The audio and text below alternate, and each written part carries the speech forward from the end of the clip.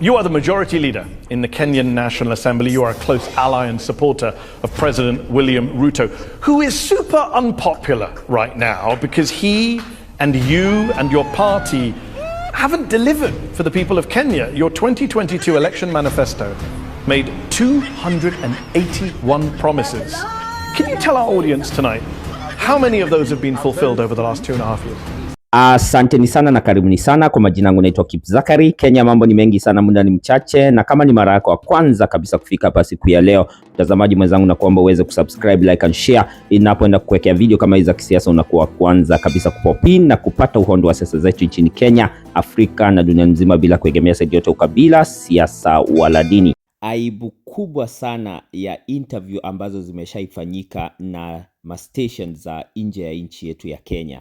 Tumejianika vibaya zaidi pale ambapo Kimani Ichungwa alitumwa na William Samoei Ruto kwenda kufanya interview na Aljazera, lakini alikutana na Mehdi Hassan ambaye hakuwa anataka kusikiza tu ujinga ama shortcut ambazo Kimani Ichungwa alijaribu pale kuexplain. Nataka nyinyi wenyewe muweze kusikia.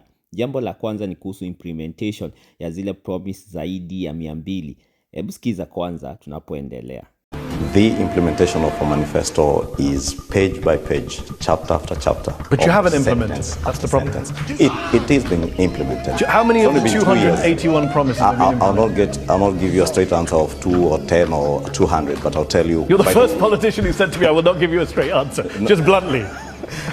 I can give you an answer. I've got the answer. It's 14 out of 281 promises. That means 95% of your promises have not been met 2.5 years in. That is your number, Mehdi, not my number. It's not my number. It's the number of Mizalendo, a non-partisan parliamentary monitoring organization in Kenya that tracks all parties. They're saying 14 out of 281. I mean, we can run through some of them. President Ruto said he would give free internet and phone calls to Kenyans. He hasn't. He said he would start an inquiry into cronyism. He has not. He said he would ratify the International Convention against enforced disappearances. He has not. I could go on and on. Kenyans are frustrated because they were lied to during the election campaign. Well, Mehdi, as I told you, that is the perspective of Mzalendo.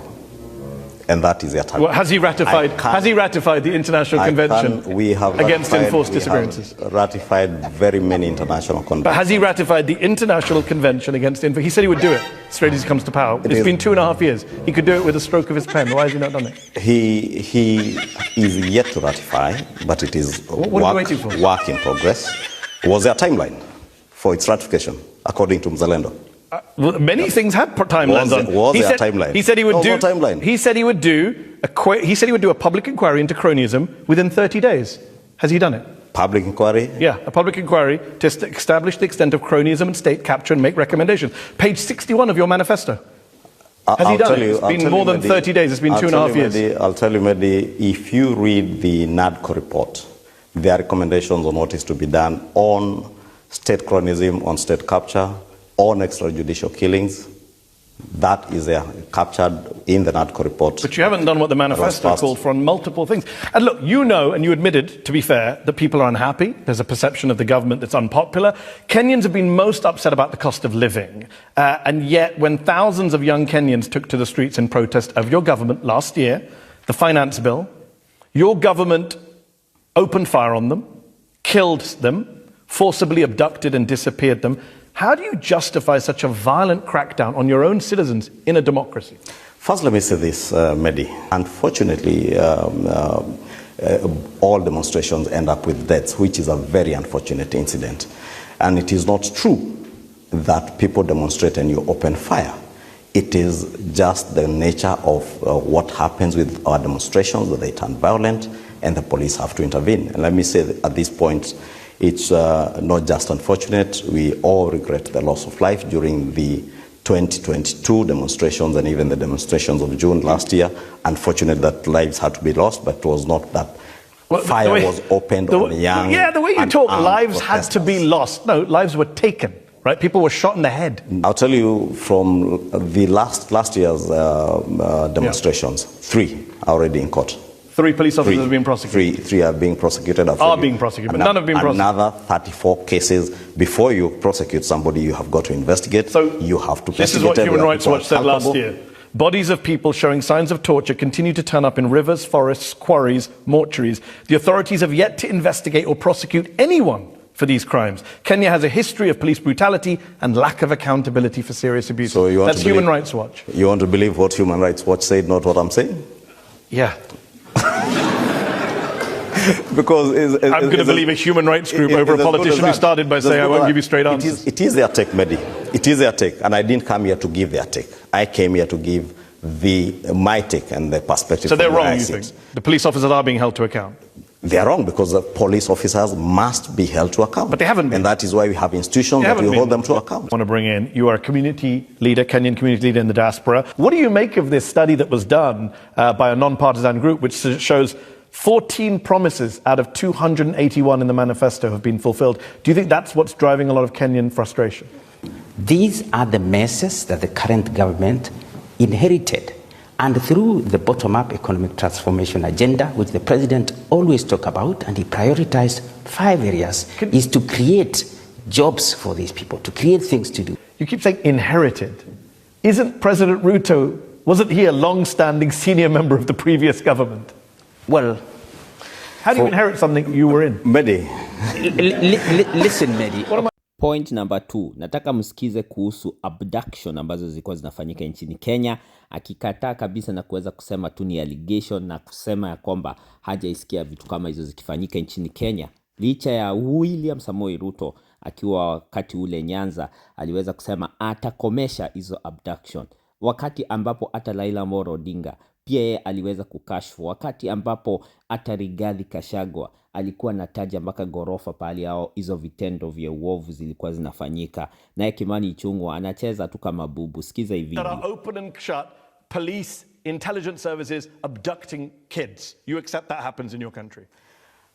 Your government and your intelligence services have abducted innocent people. You accept that? It has been claimed. Those are matters. Not claimed, it's happened. It has been claimed. You don't accept it's happened? I do not believe there are enforced disappearances perpetuated by the state in Kenya. Not in this day and age. We have an administration which, for the first time, none other than the president himself committed that never again will Kenyans have to disappear and you fish their bodies out of River Yala or River Tana like happened some time back. And therefore, why I say they are claims, but it's because they are claims strange. That are being investigated. They're not claims. Let me give you a fact. Can I give you a fact? Unless you give me I'm going to give you a fact right now, because the audience around the world watching may not know this. The Attorney General of Kenya, his son was abducted. Literally a serving member of the government. His son was taken. How did he get him released? Can you tell our audience? The Attorney General of Kenya is called Dorcas Oduor. Justin Muturi, the former Attorney General, he's moved on. Abducted. The person who has alleged that his son was abducted is the former Attorney General, Justin Muturi. And how did he get his son released? And I'll tell you again, I have read from the media, heard Justin Muturi what he said, just as you heard it. It is an allegation by Justin Muturi, somebody who has... Mr. Muturi says he went to the president and said, President Ruto, the intelligence service have taken my son. President Ruto called the head of your intelligence service and his son was released. Have you heard Mehdi from President Ruto on the same? Have you heard from the director of intelligence? You tell me what's President Ruto's place. He denied it? Have you heard from him? No, I don't live in Kenya. You're the expert. Has President Ruto denied that? So why don't you allow then me to tell you my take? Do. Because that's your take. Please. From what has been reported. That's not my take. I'm reporting a member of your government. This is amazing. I'm quoting a member of your government, not the opposition, a member of your government who you're calling a liar because he says his son was abducted. That's why I told you Justin Muturi, the former Attorney General and current Minister for Public Service, is a politician to begin with, has beef with his boss. Okay. In the government he serves. Wow. So he made up a story about his son being abducted? There are reasons. Wow, Kenyan politics. Will you allow me Please. to make my point? Please, this is just, I'm stunned. There are reasons why Justin Muturi was removed as Attorney General around the time of the demonstrations in June of last year. There are reasons probably why Justin Muturi knows he's probably on his way out. It is him who has made those allegations. That is a matter under active investigations. As I told you, has President Ruto denied it? We have got, you would need probably to invite him and ask him. You can't speak I am not for President William Ruto, neither am I his spokesperson. Has he denied it? It's a simple factual question, yes or no? I have not heard him, and I don't know if he has been asked to... So one of the... I just want to recap for our viewers, just to be followed. a minister in the Kenyan government has said that his son was abducted by the intelligence services and the president of Kenya had to intervene to release his son. You suggest the minister is lying and on his way out, but the president hasn't denied any of this happened. I don't suggest. I tell you emphatically, the minister has reasons to lie. Okay. Emphatically. He has reasons to lie. And he's on his way out? He definitely knows it. All right. Justin Muturi, if you're watching, you may want to... Haya tu ndio nilikuwa nayo siku ya leo. Wameweza kujiuza vibaya zaidi. Naweza wapatia score 2 out of 10. 2 ni kwa sababu tu ya kizungu. Hiyo ingine hakuna kitu hata kimoja aliweza kujitetea yeye mwenyewe na serikali yake ya Kenya Kwanza. Aibu kubwa sana internationally, pale ambapo tumejiweka sisi. Sijui kama hata watalii wataanza kukuja hii nchi yetu. Yani tumejiweka pahali pabaya. I wish you all the best. Kama ni mara yako ya kwanza kufika hapa siku ya leo, please na kuomba uweze kusubscribe, like and share ili napoenda kuwekea video kama hizi za kisiasa unakuwa kwanza kabisa kupop in na kupata uhondo wa siasa zetu nchini Kenya, Afrika na dunia mzima bila kuegemea side yote ukabila, siasa wala dini. Ich wünsche euch alles Gute, auf Wiedersehen bis zum nächsten Mal. Ciao, ciao.